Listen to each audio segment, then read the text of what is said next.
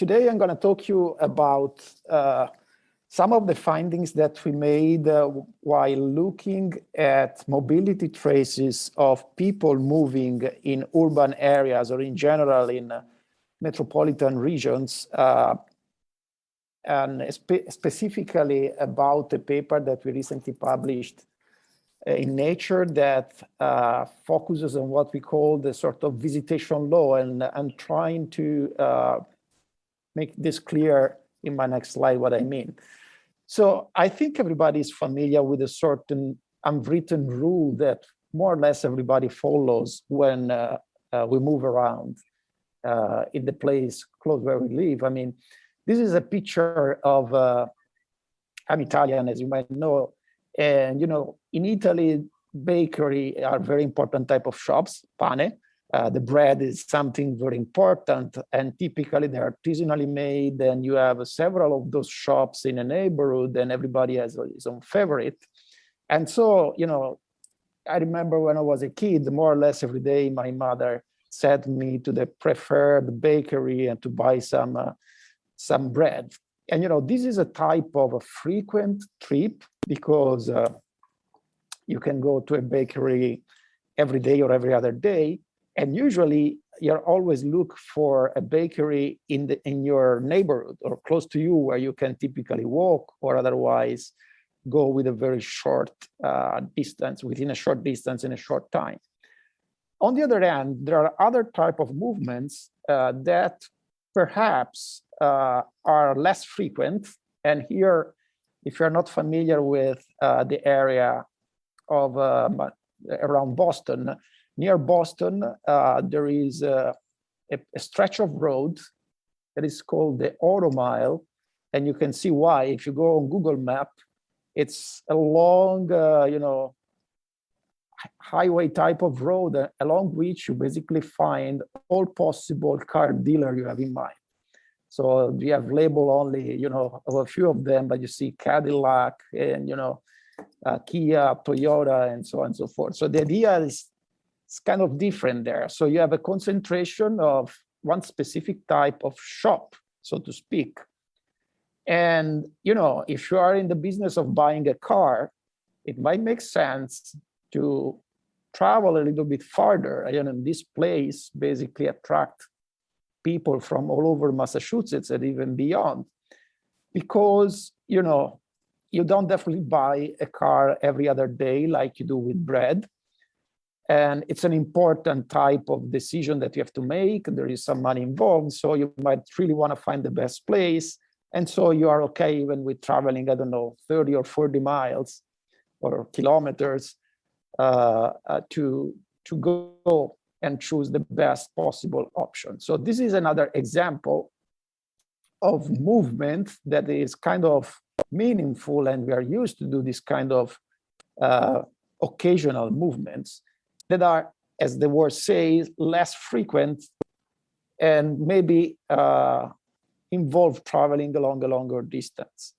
So it seems like there is a sort of what we call an inverse law between how far we go and how frequently we go. So here is an example of where I live, and there is the bakery shop that is quite close. So the value R, which represents distance, is small. On the other hand, the frequency, so how many times per month, for instance, I go to this place is relatively high because I can go, let's say, 15 or 20 times per month. On the other hand, there are longer trips, like the one to the dealership, to the car dealership. In this case, the value of R, the distance, is much higher. On the other hand, the value of F, the frequency with which I visit this place, is much lower.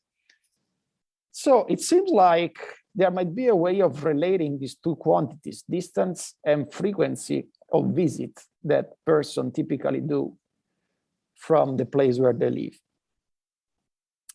And actually, there have been entire theories in the field of urban planning and so-called locational theories that are implicitly based on this assumption. This is just a representation of a very well-known theory called the central place theory that was formulated by a German geographer called Kristaller almost 1 century ago. And basically, he hypothesized that people, when moves to do some activity, tend to select places that are closer to where they live that offer that activity. And then basically, if you assume that bigger places offer more activities than smaller places, you come up with a hierarchy of center of attraction of people movement, so to speak, that give rise to this kind of nice pattern. This was, as the name suggests, a theory that basically Kristaller formulated and tried to verify with very few statistical data at the time, but has never been, for instance, verified with modern possibilities today, like looking at how really people move, for instance. And what is the state of the art on this knowledge about, patterns of movement of people in the space? So here's an example of the classical characterization of flows. So we have two places, for instance, where I live and the car dealership. And what models today trying to do is to try to estimate the magnitude of the flow. So how many people in total, you take an observation period, I don't know, 1 month, and you just count how many people went from A to B or from B to A. And this is just two random numbers, 9 and 11. And there has been several models that have been proposed to try to estimate this quantity, the total flow. And one of the most well-known has been introduced in 2012 by Simini and others, published in Nature, is called the radiation model, that basically say that the amount of flow between 2 points depends not only of the distance between the 2 points, but also how many in-between opportunities are, so to speak. And of course, trying to simplify. But the main idea is that so far, the characterization of mobility has focused just on the volume of the intensity, so the total aggregate flow between certain distances. But actually, with cell phone data, one can do something more. So typically, cell phone data come with anonymized ID. So you necessarily cannot associate, of course, a specific trace to any specific individual, but you do have a pseudo-anonymized ID that you can use as consistent over time. So you can basically count how many times a specific individual, for instance, over this observation period, go to that specific place. So you can basically characterize the frequency of visitation. So in this specific example before, you no longer consider the total aggregate flow, but you try to break them down by how many visits each individual has done, because that allows you to characterize the frequency of visitation. In the example on top, there are 4 hypothetical individuals making these trips, and you see that some of them make 2 visits, one of them make 3, and another make 4, and you can conclude that the average frequency of visitation is about 2.75, for instance. This is just an example, but it introduces a new dimension of the analysis, the dimension of frequency of visitation, that, as I try to make clear at the beginning of my presentation, is something that intuitively is very well known. The fact that you visit certain places with different frequencies depending on how far they are. And actually, we were able to experimentally and empirically verify the law that I just mentioned. So basically, we try to characterize the intensity of visitation of people as a function of distance and frequency for a certain location. And using cell phone data, more or less 1 million people that was tracked for several months in the Boston area, Boston metropolitan area. As you can see on panel B and C, you can clearly, if you track basically the frequency of visitation for different distances, you can see that there is a decline.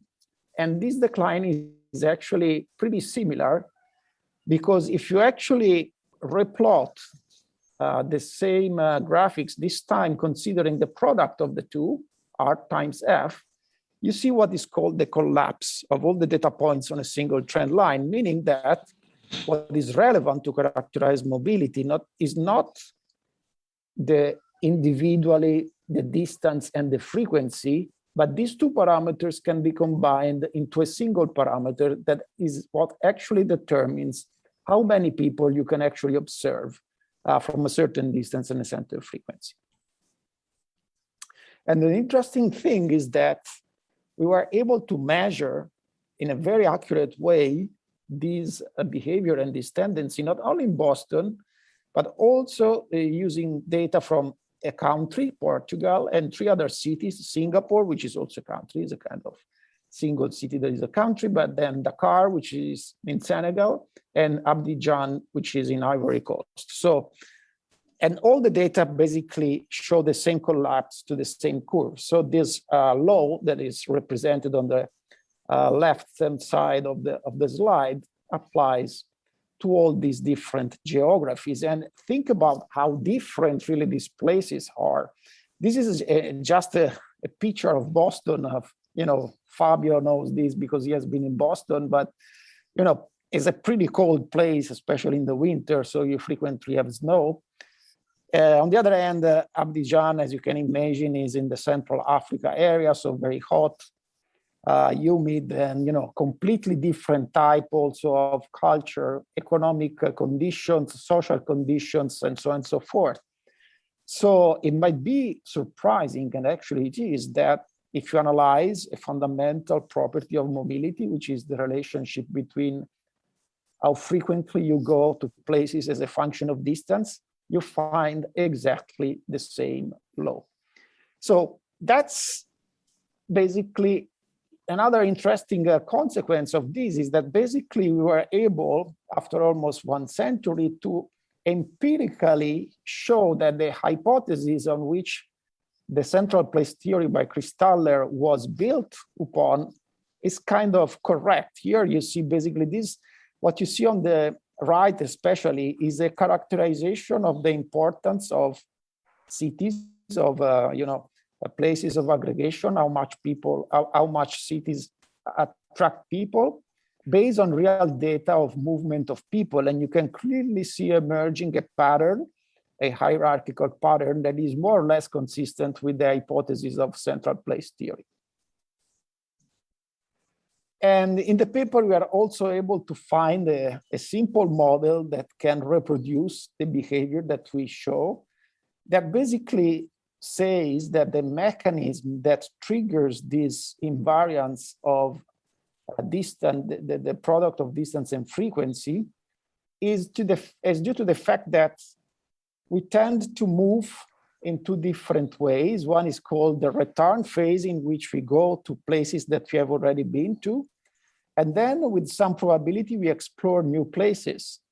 But the important thing is that when we do this exploration, we tend to explore places that has been more explored by other people. So this exploration of new places is not entirely random, but is based, so to speak, on the popularity of the place. So how many other people has explored that space as well.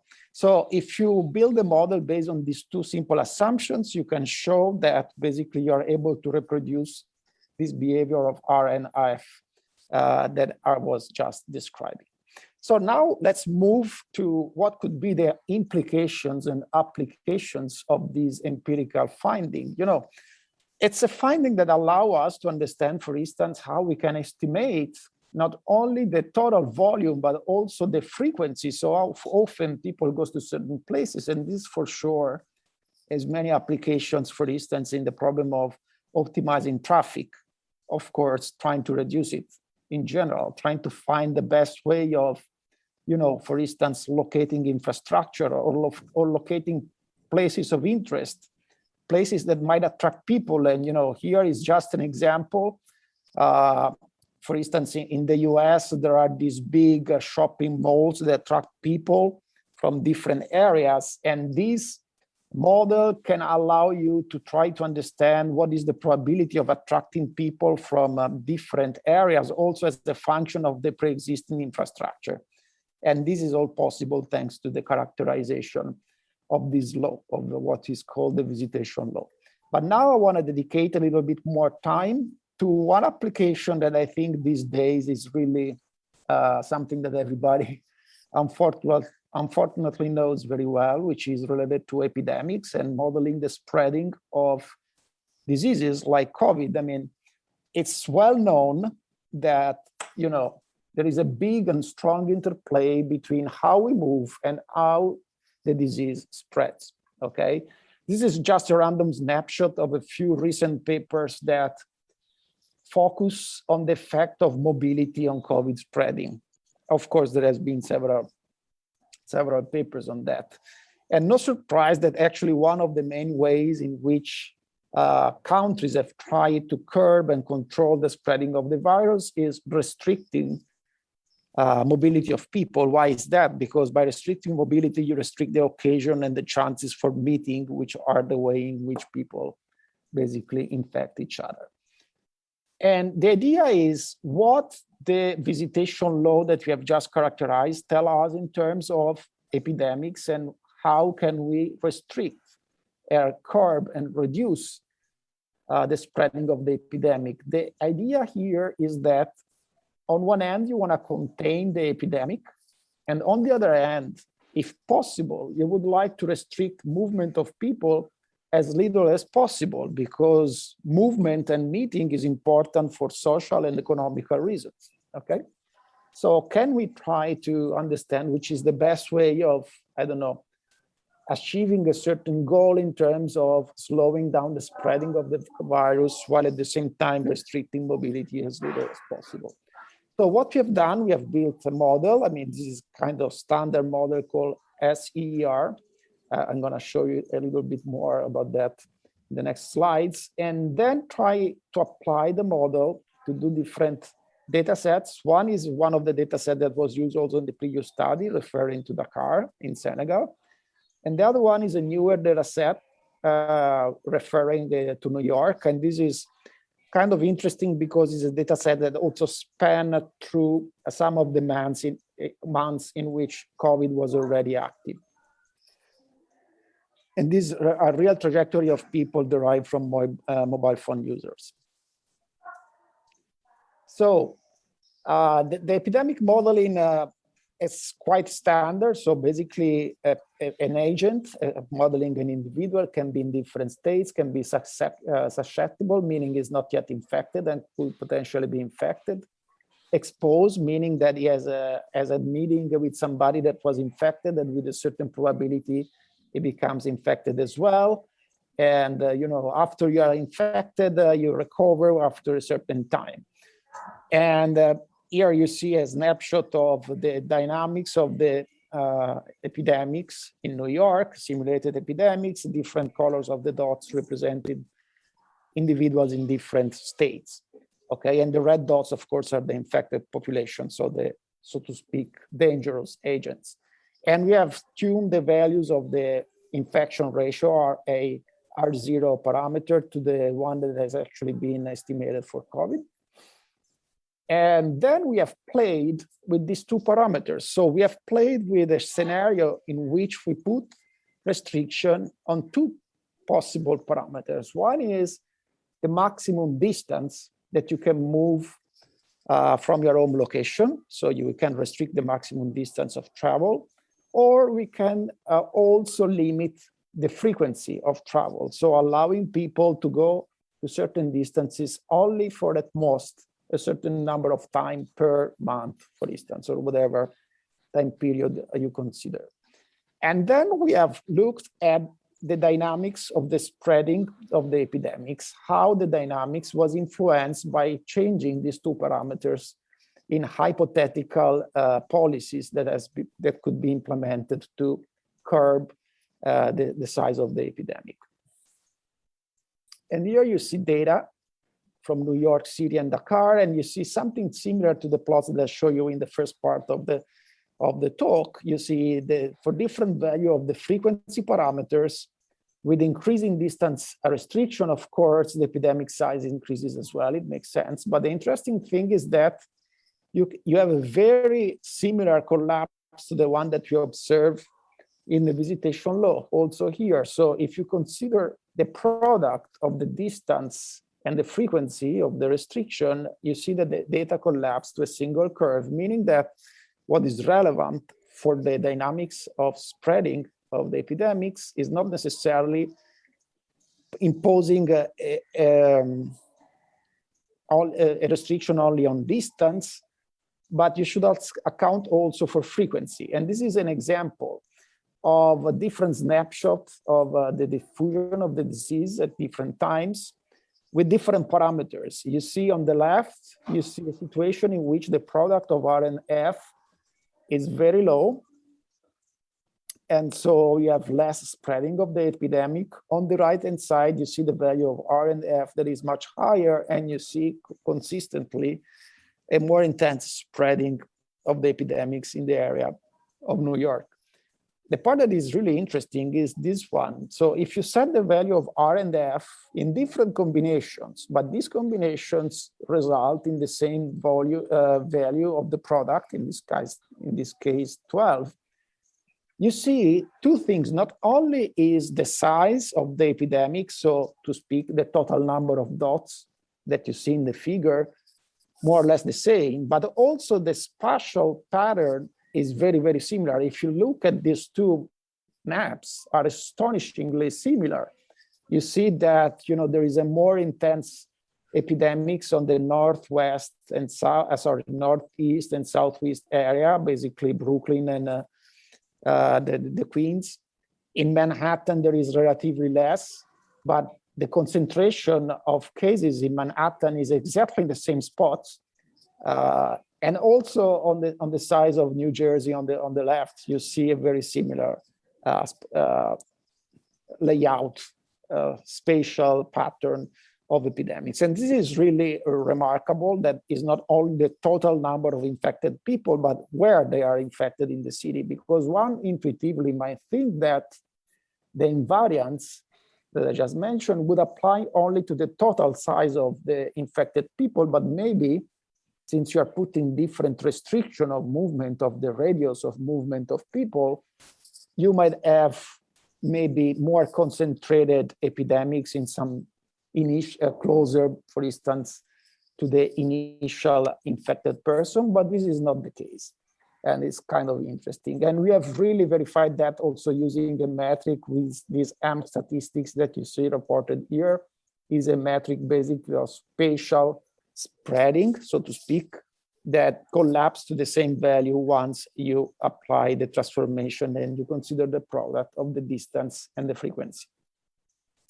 And we have also tested with different values of the infection ratio R, and you see very similar result as well.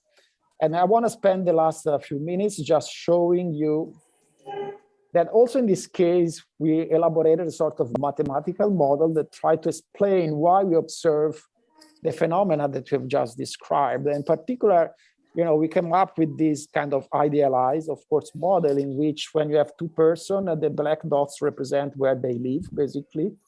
The value, the radiuses represent a certain visit that this person do at a certain distance from where they live. And D, in this case, represent the distance between where these people live, how far they live from each other.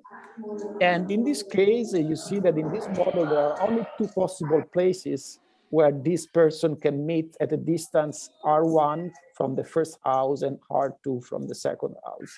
And we call this the infection point.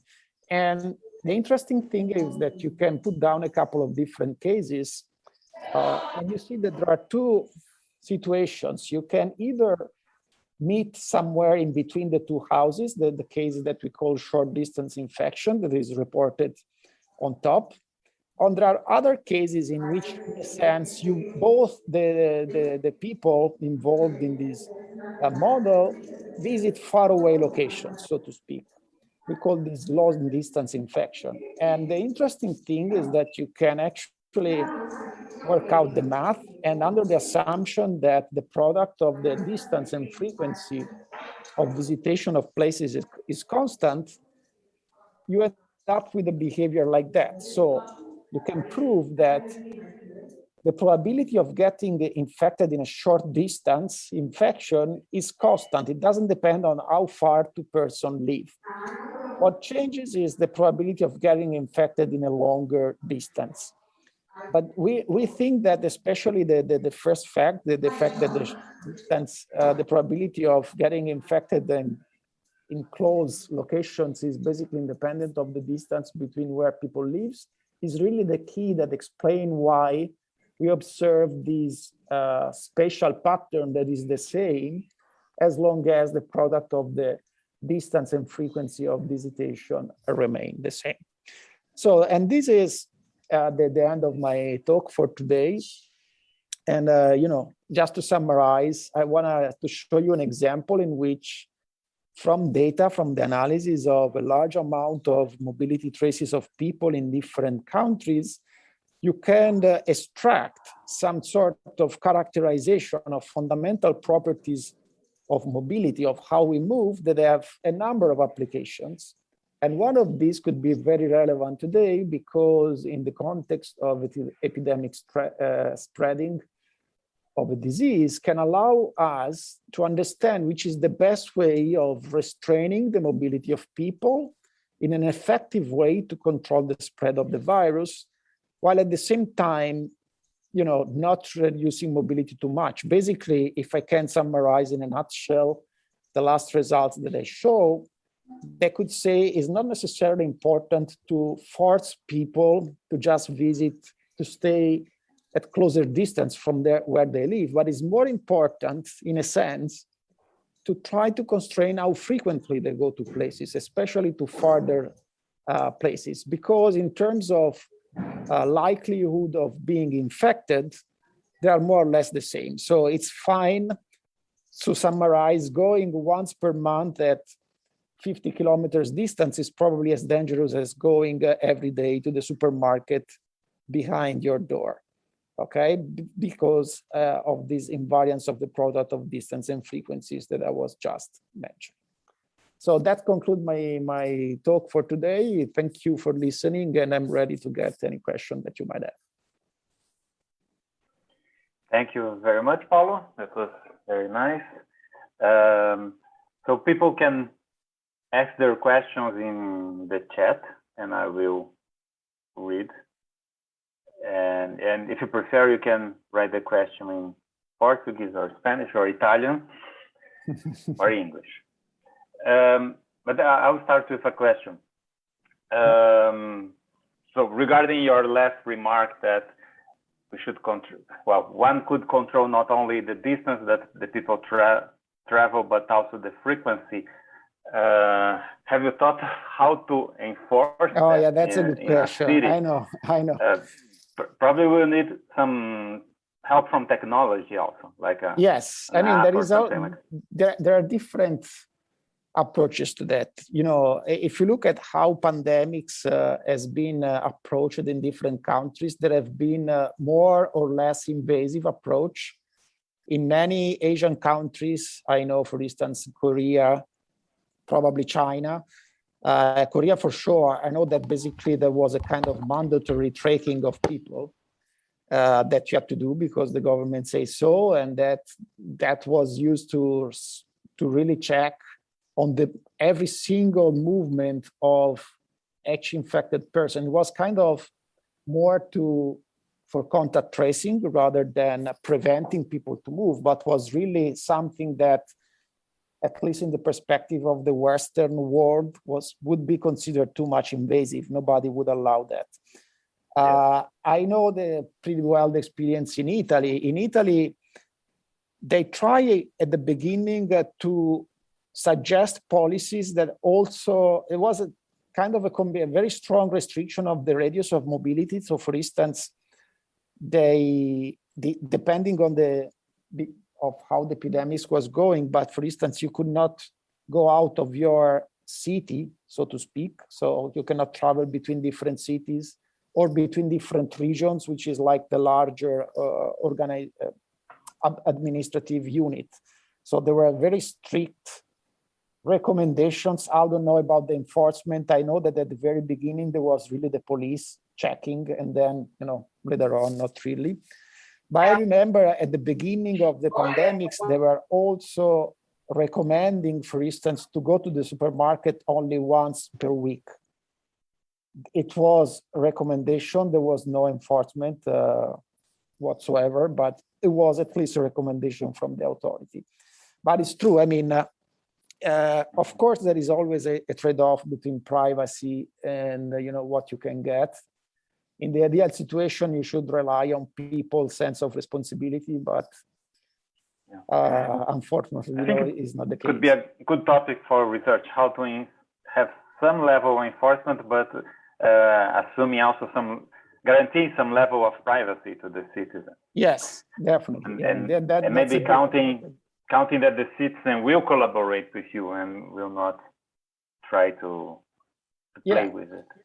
Yeah, I mean, this is a good example in which, at the end, is in the interest of everybody to follow recommendations, because the epidemics affect everybody. Even if you are not, I didn't have COVID so far, but my life has definitely been impacted a lot by the fact that there was COVID around. So even if you don't get the disease yourself, your life is disrupted because of the epidemic. Okay, we have a couple of questions. So Roberto Irata asked, does your data distinguishes between car or metro mobility? No, that's a good question. The answer is no, unfortunately. Cell phone data is pretty pervasive. So we have a lot of information about a large number of people, but you typically do not have enough spatial and temporal granularity to really try to understand how people moved. So we just know we may basically can only do observation of people at different places at different times. But we cannot deduce anything about whether they travel by car or by bike or walking. For that, you need typically GPS level accuracy. In this case, we did not have GPS level accuracy. We have data about sightings of people at different base stations. So basically, we could say, okay, at this time, this user is registered with this base station, and we know the location of the base station. And maybe in 2 hours, you observe him or her at another base station. And since you have the same ID, anonymized ID, you can basically understand that it was a movement. Okay. Professor Alfredo Gomben has a question. Can you ask yourself, Alfredo? Sure. Thank you, Paolo. Okay. Very good presentation. I like it very much. I was wondering about the effect of online shopping. In my opinion, it should make some change, because people do not go far away anymore when it's possible. Did you notice something? Did you notice any change on the behavior? That's a very, very good question, and also very interesting. Could have very important implications for the city in general. The data set that we looked at is pretty old, was around 2014. I mean, it's not the same time for all the countries that we consider.